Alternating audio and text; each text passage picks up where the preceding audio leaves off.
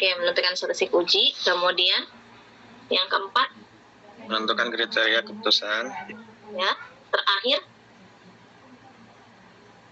pengambilan kesimpulan. Oke, pengambilan kesimpulan ya. Jadi itu tetap akan kita terapkan untuk pengujian hipotesis 2 sampel ya. Jadi setiap kali kalian melakukan uji hipotesis ya harus ada 5 tahapan itu gitu ya.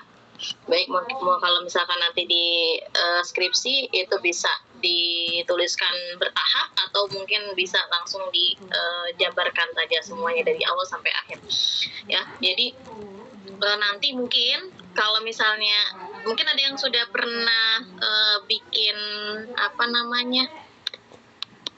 apa ya, kalau semester 4 itu sudah bikin jurnal belum ya? Sudah pernah bikin belum? Atau artikel? Itu kan ada yang namanya, ke dalam sebuah penelitian itu kan ada yang namanya bagian rumusan masalah gitu ya. Ya, rumusan masalah ya. Rumusan masalah nanti yang akan dicari solusinya. Nah, rumusan masalah misalkan nih, apakah terdapat perbedaan atau apakah terdapat pengaruh misalkan rasio keuangan misalkan apa gitu terhadap kinerja, atau mungkin kalau misalkan yang penelitian yang kualitatif apakah terdapat pengaruh revitalisasi misalkan di suatu tempat wisata terhadap pendapatan misalnya pedagang kaki lima di daerah tertentu gitu ya, di tempat wisata tersebut maaf ya. Jadi seperti itu. Nah, itu salah satu rumusan masalah. Nanti kalian harus membuat hipotesisnya gitu. Hipotesisnya itu adalah bisa hipotesis yang pertama itu, hipotesis 0 itu tidak terdapat pengaruh misalkan ya. Yang hipotesis yang alternatifnya terdapat pengaruh gitu ya. Jadi nanti mungkin kalian bisa sambil baca-baca juga. Nah, ini kita lanjut ke uji hipotesis 2 sampel ya. Jadi tetap langkah-langkah itu harus 5 langkah itu harus kalian gunakan ya untuk melakukan uji hipotesis 2 sampel. Nah, untuk uji hipotesis 2 sampel ya berarti ada 2 sampel ya. Uji hipotesis. Ya.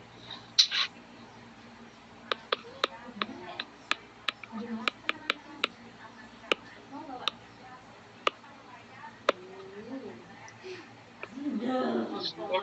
Nah, 2 sampelnya ini nanti akan kita bagi menjadi 2, gitu ya, 2 kategori. Ada yang saling bebas, 2 sampel yang saling bebas, dan ada yang saling terikat atau terikat aja ya. Jadi untuk uji hipotesis 2 sampel ini ada untuk yang sampel yang berkaitan ya. Berkaitan berarti terikat ya. Ada yang sampel saling bebas ya.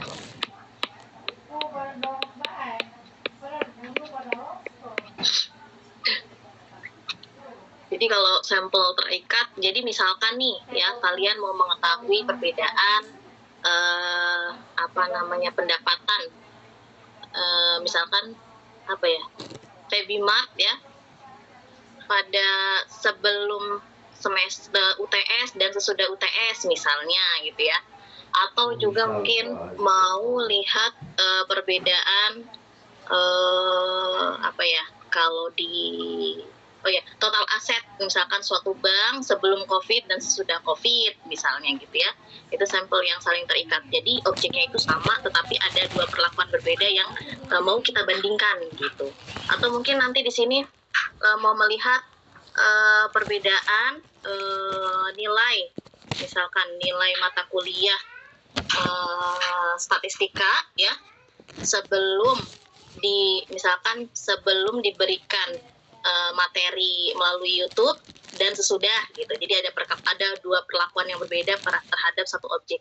Nah, kalau misalkan saling bebas itu berarti 2 objeknya itu tidak saling terikat ya satu sama lain. Jadi misalkan ada 2 objek yang berbeda dari sebuah populasi yang sama. Jadi misalkan mahasiswa X angkatan 2022 ya, kita mau melihat nilai rata-rata IPK untuk yang mahasiswa kelas A dan kelas B gitu ya.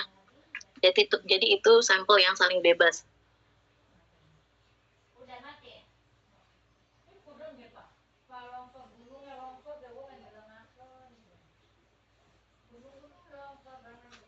Jadi seperti itu ya. Jadi untuk ini uji hipotesis untuk 2 sampel. Jadi sampel yang terikat, ada yang sampel yang saling bebas ya. Nah, untuk yang pertama kita mau yang bahas yang saling bebas dulu ya. Untuk uji hipotesis 2 sampel untuk yang sampel saling bebas ya.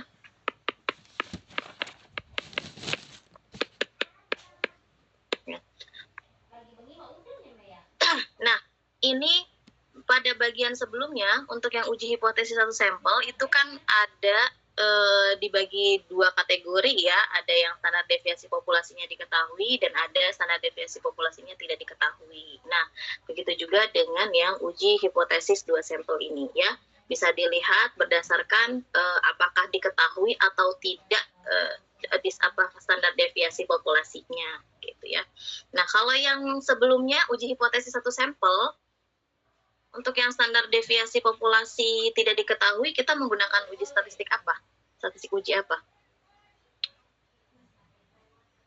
Uji T. Uji T ya, yang tidak diketahui. Kalau yang diketahui? Tabel Z. Uji Z. Oke, Z ya.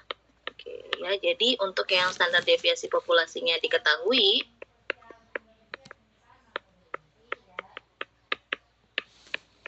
itu kita menggunakan Z ya, uji Z ya. Kalau yang standar deviasi populasi tidak diketahui, itu kita menggunakan uji T ya.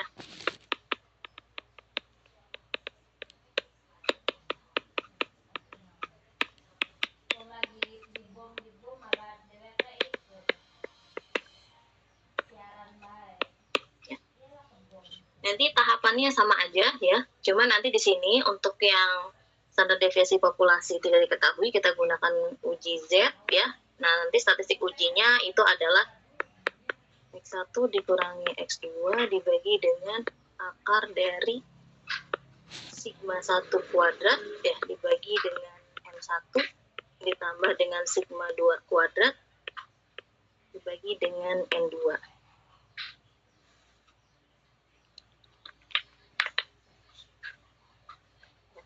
Nanti kalian bisa lihat coba ya.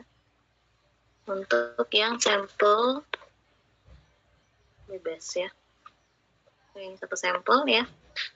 Ini yang untuk 2 sampel. Nah, ini ya. Jadi ini ya. Jadi ini statistik ujinya. Nanti Z hitungnya itu kita hitung dengan menggunakan formula ini. Ya.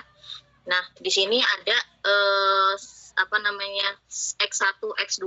Nah, itu terkait dengan sampelnya ya. Jadi sampel yang pertama X1 berarti untuk yang X2 itu adalah sampel yang kedua. Begitu juga untuk yang sigma 1 berarti untuk sampel yang pertama, sigma 2 untuk sampel yang kedua. Kemudian N1 untuk yang pertama, sampel yang pertama, dan N2-nya untuk yang kedua gitu ya. Jadi di situ untuk perhitungannya. Karena kita punya 2 sampel yang saling bebas ya. Ya, itu untuk yang pertama ya.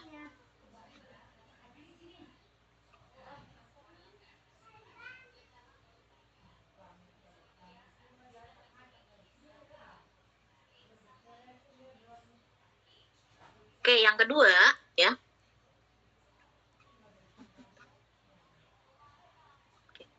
Oke, yang kedua, nah ini untuk yang terkait dengan standar deviasi populasi yang tidak diketahui. Kita menggunakan uji T ya.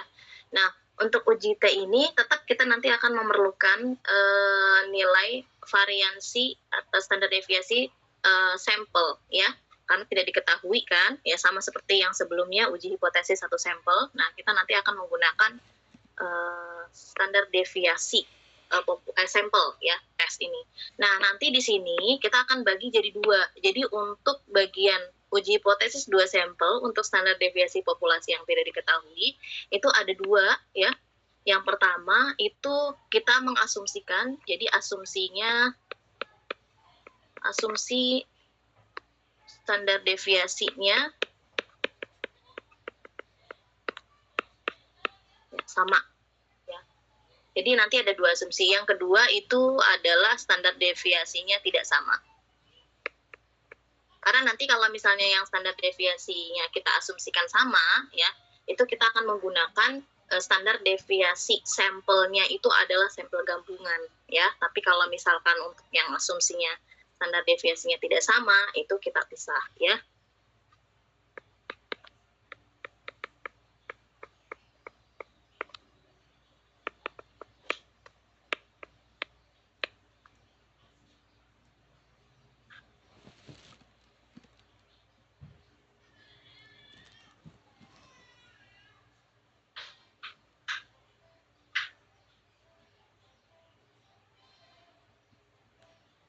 Ya. Jadi di sini kita akan pecah di sini untuk yang standar deviasi populasi tidak diketahui.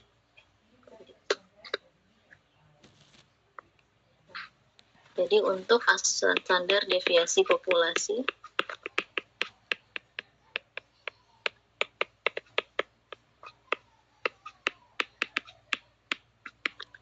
nah, untuk asumsi bahwa standar deviasinya itu sama, ya.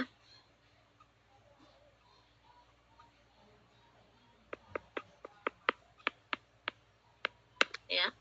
Maka nanti kita akan menggunakan variansi atau standar deviasinya itu adalah standar deviasi gabungan, ya, untuk yang sampel, ya. Jadi makanya nanti kita akan hitung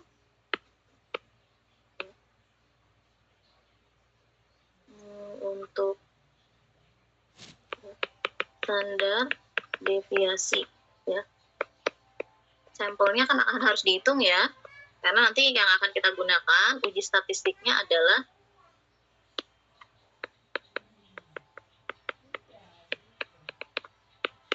P-nya. Nah, nanti di sini akar dari, kalau tadi kan pakainya sigma, ya, sigma 1, sigma 2. Nah, kalau ini kalau misalkan asumsinya itu sama, maka nanti kita akan gunakan standar deviasi gabungan.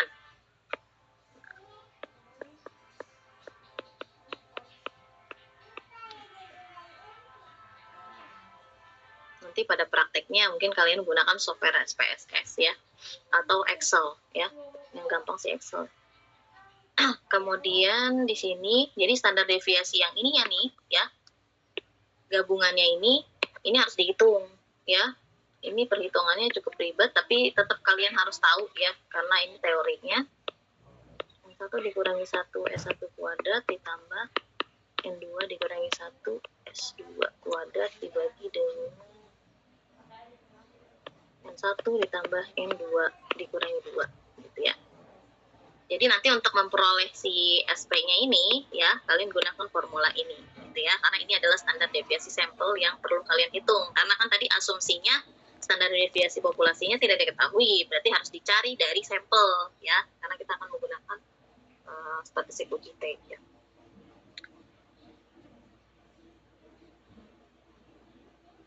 Jadi ini untuk yang standar deviasi populasi yang tidak diketahui dengan asumsi standar deviasi populasinya adalah sama. Oke. Nah, nanti kan kalian akan menggunakan pada saat pengambilan keputusan, ya, kriterianya itu kan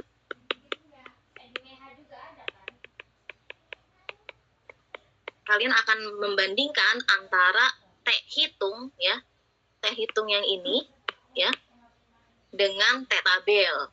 Nah, kalau kalian lihat T tabel itu kan ada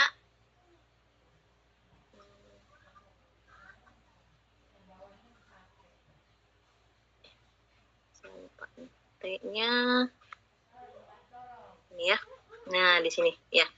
Ini kan kalau misalkan kalian lihat tabel T, ini kan ada di bagian atas itu kan bagian taraf kepercayaan, ya, atau kalian bisa gunakan taraf significance, ya. Nanti dilihat berdasarkan uji satu arah atau uji dua arah, gitu, ya. Kalau ini kan untuk membuat interval kepercayaan, ya. Nah, nanti di sini untuk penentuan uji satu arah atau dua arah itu sama seperti sebelumnya ya. Jadi nanti berdasarkan rumusan masalah dari hipotesisnya nanti ya. Nah, di sini kalau di uji T ya, kita menggunakan tabel T itu kan ada DF-nya nih, derajat kepercayaan atau degree of freedom ya. Nah, nanti kalau misalnya untuk asumsi standar deviasi populasinya sama ya, maka perhitungan derajat kepercayaannya ya.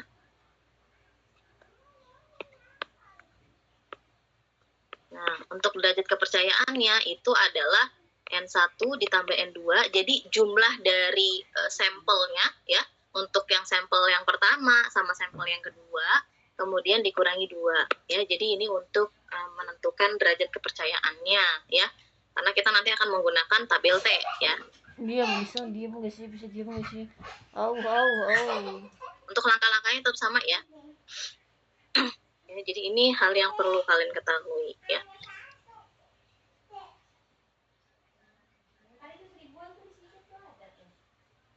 Nanti mungkin untuk latihannya kalian coba sendiri, ada di buku ya, di bukunya.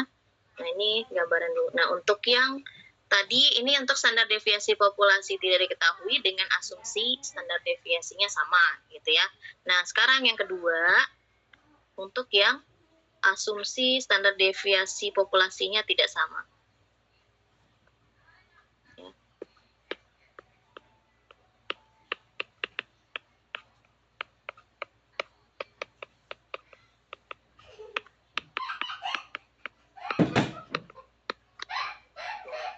Nah, untuk asumsi standar deviasi populasinya tidak sama, ya, maka nanti perhitungan standar deviasi sampelnya itu masing-masing ya, gitu ya. Karena diasumsi di awal di standar deviasi populasinya tidak sama, berarti nanti sampelnya itu ya, untuk sampelnya standar deviasi atau variansi nanti bisa kalian hitung itu masing-masing. Kalau tadi itu gabungan ya. Nah, ini ya. Jadi kalau misalkan ini varians berarti ya, kalau standar deviasi itu diakarkan. Nah, kalau standar deviasi kan akarnya ya, kalau varians itu kuadrat dari SP-nya gitu. Berarti ini saya tulis aja varians ya. Varians ya. Nah, gitu ya. Nah, kalau untuk yang asumsi standar deviasi populasinya tidak sama, berarti nanti kalian hitung masing-masing ya. Jadi statistik ujinya tetap kita menggunakan T ya, tetapi nanti di sini untuk statistik ujinya itu X1 dikurangi X2 mirip sama yang standar deviasi populasinya sama ya. Diketahui, maaf. Tapi kita menggunakan standar deviasi populasi sampel ya. Gitu, ya. Jadi di sini kita menggunakan masing-masing ya variansnya. Kalau S1 kuadrat kan varians, kalau S1 saja berarti standar deviasi ya. Nah, nanti DF-nya ya, derajat kepercayaan degree of freedom-nya itu nanti dihitung. Formulanya cukup ini ya, cukup rumit.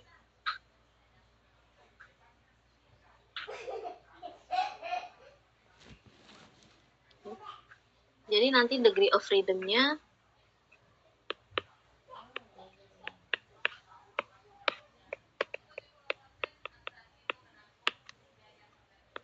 DF-nya sama dengan nanti S1 kuadrat. Nah, nanti dilihat dari sini ya.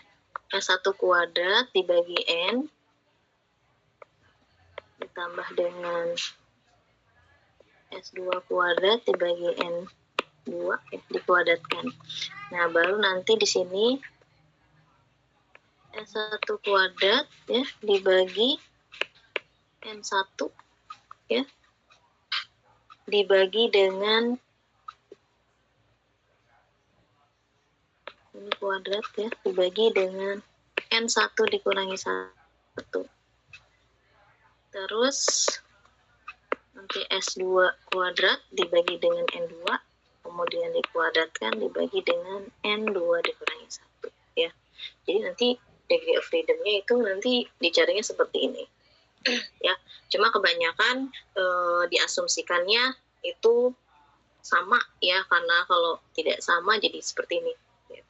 Kalau misalkan yang saya lihat-lihat ya, di skripsinya itu ya, itu diasumsikan sama karena yang dihitung adalah jumlah sampel yang pertama ditambah jumlah sampel yang kedua dikurangi 2 gitu ya. Tapi nanti kalau misalnya asumsinya tidak sama berarti ini ya kita gunakan DF-nya ini.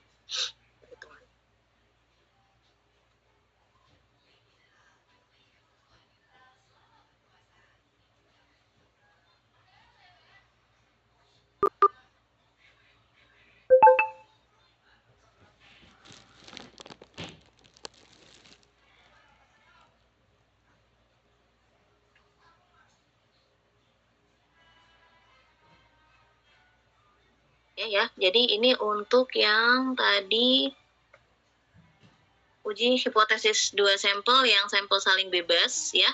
Untuk yang standar deviasi populasi tidak diketahui ya. Tadi asumsi standar deviasinya sama dan standar deviasi tidak sama ya. Nah, kemudian untuk yang kedua ya, itu untuk 2 sampel yang sampelnya itu terikat ya. Uji hipotesis 2 sampel untuk sampelnya itu terikat.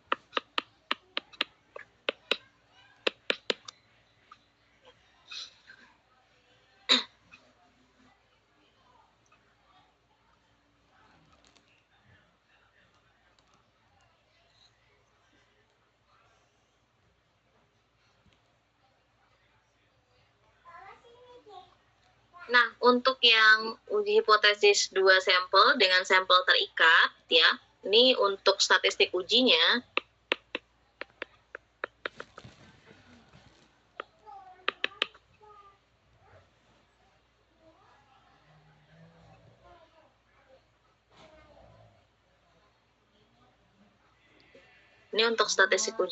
itu kita menggunakan T juga ya. Ini diasumsikannya itu standar deviasi populasinya tidak diketahui ya. Kalau untuk yang sampel terikat, statistik ujinya T dibagi dengan standar deviasi dibagi dengan akar M. Ya. Nah, nanti di sini D-nya itu selisihnya ya. Selisih antara yang tadi misalkan sebelum COVID, sesudah COVID gitu ya misalnya. Terus sebelum misalkan diberi materi melalui YouTube sama sesudah misalnya gitu ya kalau untuk yang pendidikan. Atau mungkin sebelum direvitalisasi dan sesudah gitu ya tadi. Ya, jadi itu selisihnya ya. S-nya itu standar deviasi. Nah, standar deviasinya itu standar deviasi selisih dari sampelnya itu tadi ya. Kemudian N-nya tetap jumlah pengamatan. Karena kan itu kan satu objek. Jadi misalkan apa tadi di suatu bank ya, bank apa gitu ya. Kemudian di data tahunnya misalkan dari tahun 2009 sampai 2020 misalnya kan jumlahnya sama. Tetapi nanti yang dilihat sebelum COVID dan sesudah COVID. Atau juga nanti misalnya di suatu kelas gitu mau kita bandingkan katanya kalau misalnya nilai matematikanya itu tinggi berarti logika berpikirnya itu bagus sehingga nanti nilai akuntansinya misalnya juga bagus. Jadi kita lihat nanti perbandingan nilai akuntansi dan nilai matematika misalkan gitu ya. Di suatu kelas. Seperti itu ya. Nah, untuk derajat kepercayaannya ya, untuk derajat kepercayaannya itu sama ya karena tadi kan untuk satu objek gitu. Misalkan tadi mahasiswa X kelas A ada 31, berarti kan 31 dikurangi 1 gitu ya DF-nya. Ya.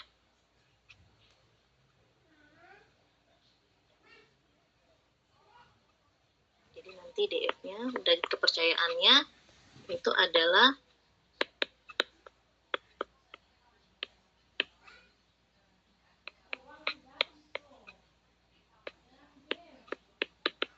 N dikurangi 1.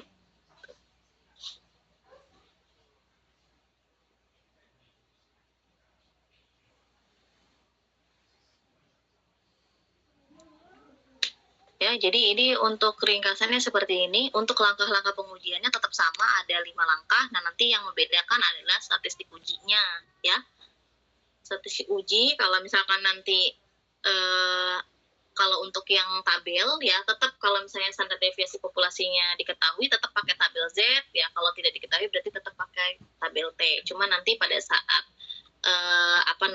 perhitungan ya untuk uji statistiknya itu menggunakan formula yang berbeda berdasarkan apakah sampelnya terikat atau tidak, dan juga standar deviasi populasinya asumsinya sama atau tidak gitu ya. Jadi seperti itu.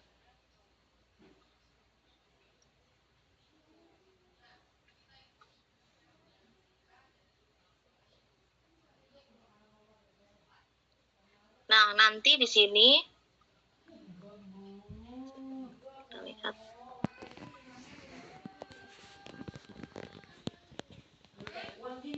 tadi itu untuk ringkasannya ya, untuk uji hipotesis 2 sampel ya.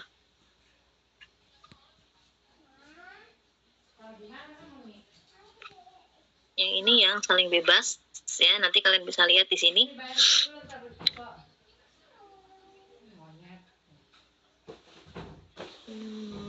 Ya, tetap nanti kalian akan menggunakan 5 tahapan ya. Kalau nanti mungkin dalam penggunaannya dalam pendidikan, berarti nanti diinterpretasikan ke dalam kasusnya masing-masing gitu ya. Atau mungkin dalam ekonomi juga. Nah, nanti di sini ya. Untuk contohnya nanti bisa kalian lihat ya, kalian coba ya. Ini curve significance, ini hipotesis kriteria perutusan ya. Ini untuk yang sampel tadi bebas ya. Nah, ini untuk yang tidak diketahui.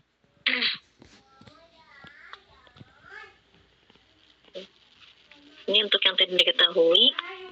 Berarti nanti kalian hitung sampelnya ya. Nih, beli sampo nih. Ya. Kemudian untuk yang standar deviasi populasinya tidak diketahui dengan asumsi tidak sama ya. Beli sampo. Sampo. Nanti ini contohnya bisa kalian lihat di sini. Ya, kalau hitung manual emang nanti pusing ya. Kalau semakin banyak ya semakin pusing. Kalau sedikit sih nggak jadi masalah ya. Nanti baru selanjutnya kita coba pakai perhitungan. Ini untuk yang sampelnya terikat ya. Nah ini ya.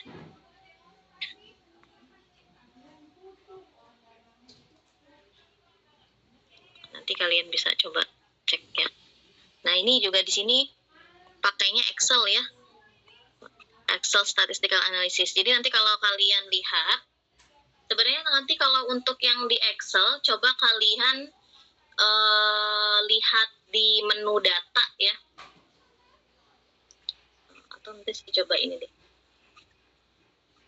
Saya coba share screen ya. Buka dulu.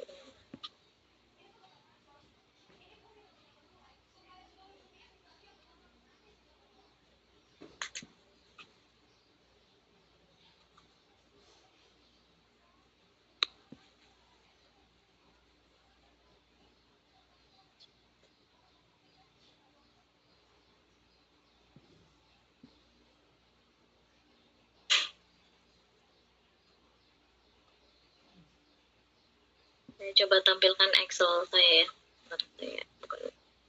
Kalau di handphone kayaknya nggak ada menu analisis data itu. Jadi mau nggak mau harus pakai laptop. Lagi buka.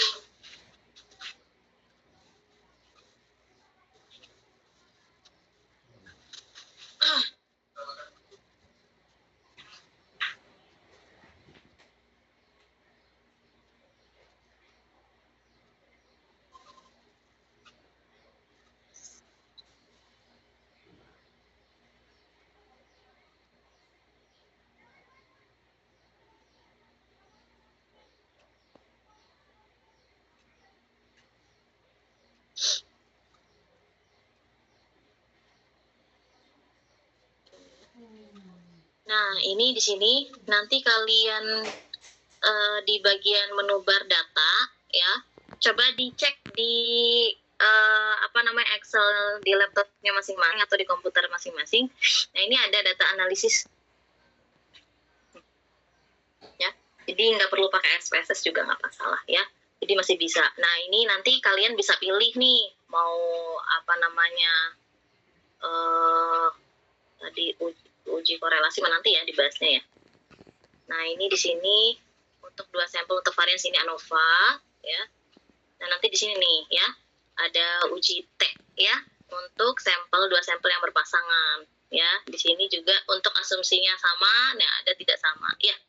Gitu. Nanti ini untuk uji Z ya, untuk 2 sampel ya, untuk 2 sampel yang saling terikat, yang populasinya tidak diketahui, yang saling bebas ya. Ya, jadi nanti di sini kalian buka masing-masing di Excel di laptopnya masing-masing, terus diklik menu datanya, kemudian cari data analisis ya. Nanti kalian bisa gunakan itu. Atau sebelumnya udah pernah menggunakan Excel?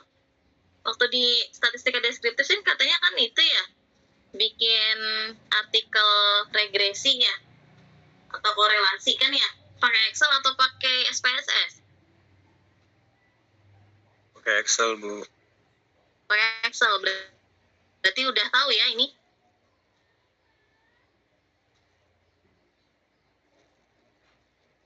Udah punya masing-masing berarti ya. Karena kalau misalnya nggak muncul, harus dimunculkan dulu. Ya. Ya, jadi nanti pakai Excel aja ya. Nggak apa-apa, nggak SPS juga ya.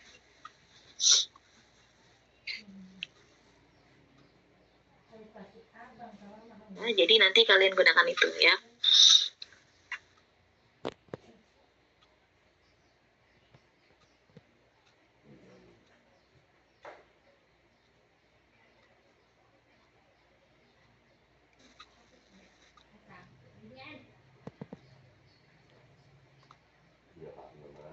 Nah, ini kan di bagian di bukunya itu kan ada contoh soalnya masing-masing tuh ya. Nah, coba kalian lakukan dengan menggunakan, kan itu kan sudah ada perhitungan ya. Coba kalian gunakan Excel untuk menunjukkan hasilnya. Ya. Nah, di sini ya. Ini kan masing-masing ada contohnya nih ya. Kayak ini kasusnya untuk yang sampelnya terikat gitu kan. Ya, ini ada yang 2 sampelnya Sadek sama Breuer ya.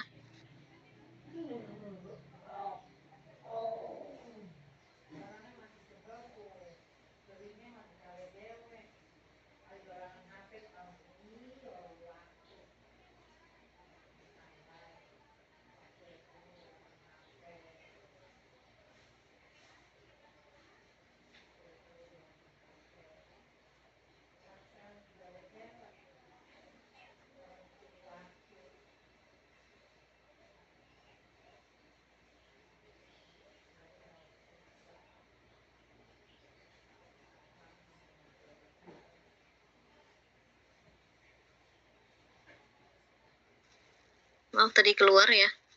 Keluar sendiri. Itu.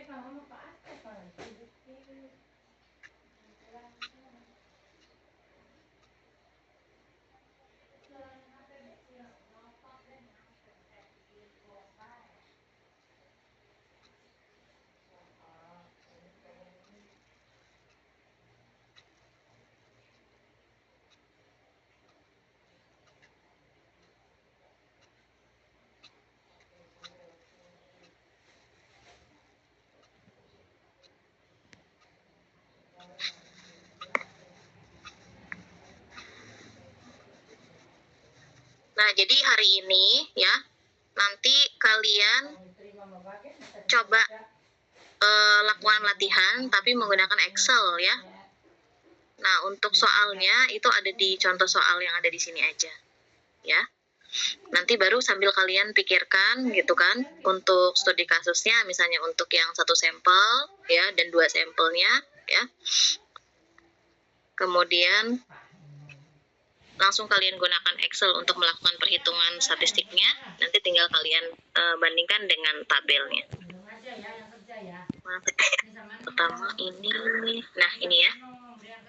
Ini yang pertama. Itu siapa ya? Nah, ini untuk yang contoh yang kedua, ya. Kemudian ini kan yang memang sudah mereka lakukan dengan menggunakan Excel ya. Nanti kalian coba sendiri ya. Kemudian ini untuk yang tidak sama asumsinya. Soalnya ini ya. Nah, ini soalnya. Kemudian ya. Ini ya. Jadi nanti kalian lakukan uji coba ya.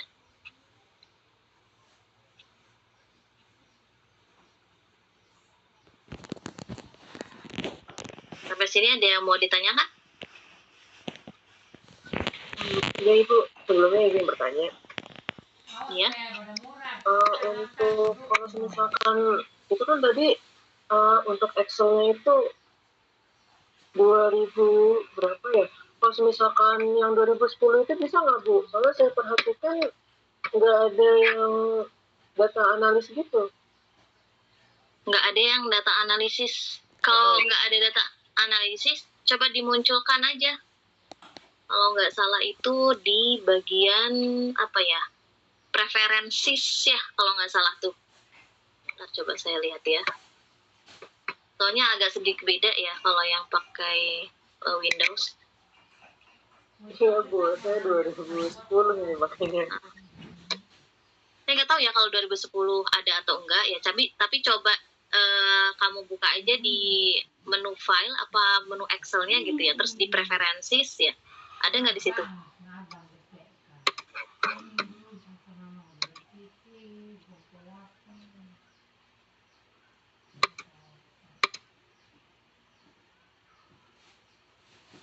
Sebelumnya pakai Excel, pakai data analisis juga nggak?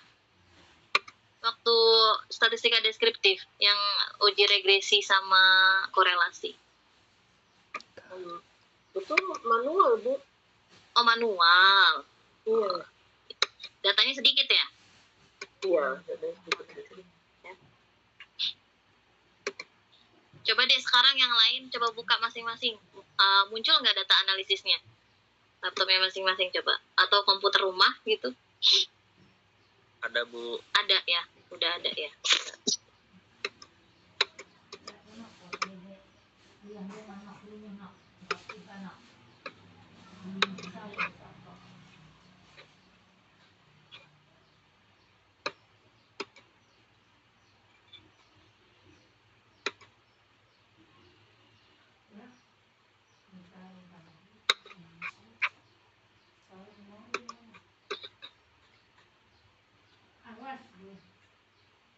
Kalau di Windows apa ya namanya preferences itu?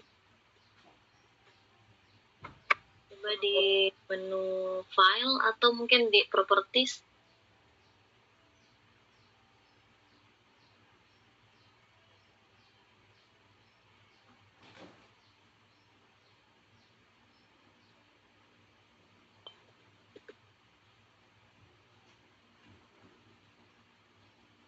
Pokoknya nanti itu ada bagian analisis saja, nanti dipilih gitu, data analisis.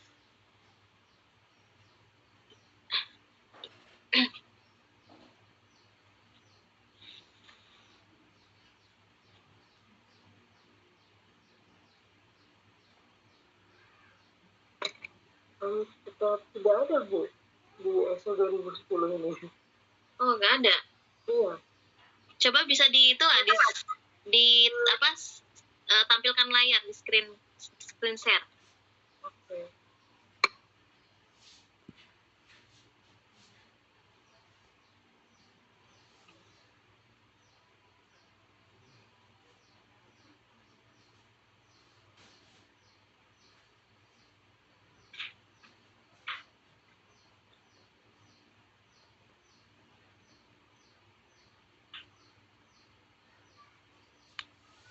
Oke, coba dilihat.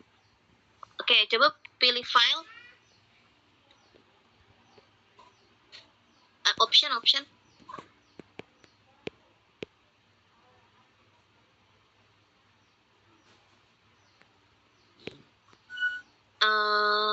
Apa ya? Add-ins. Coba.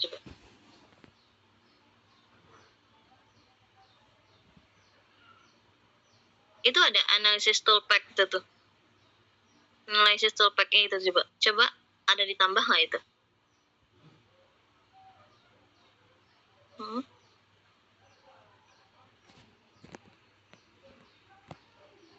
Coba di oke.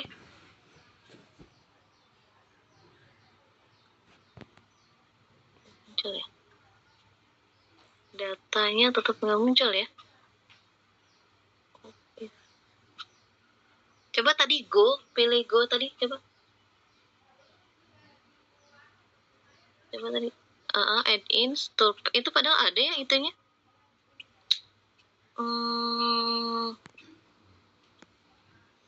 Iya, diklik. Coba bagian manage itu. Udah, enggak. Coba kalau pilih Go. Nah, klik itu tuh. Nah, iya. Gitu. Centang. Iya, oke. Nah, ada tuh ya. Sebelah kanan. Coba diklik itunya. Data analisisnya.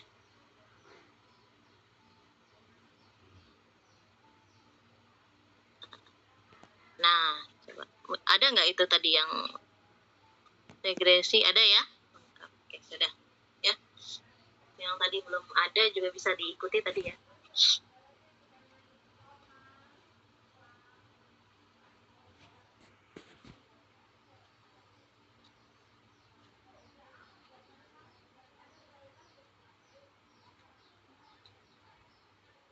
Terima kasih Bu sebelumnya. Iya.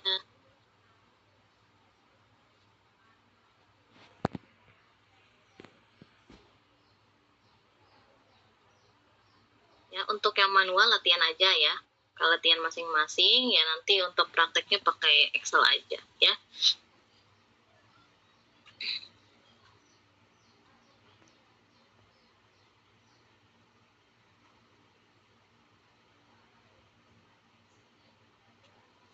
Ada lagi yang mau ini ditanyakan?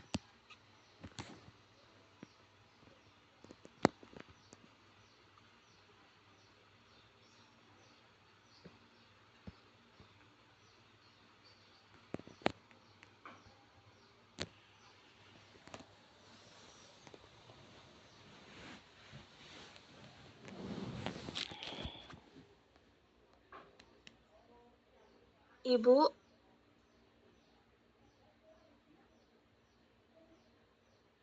izin bertanya,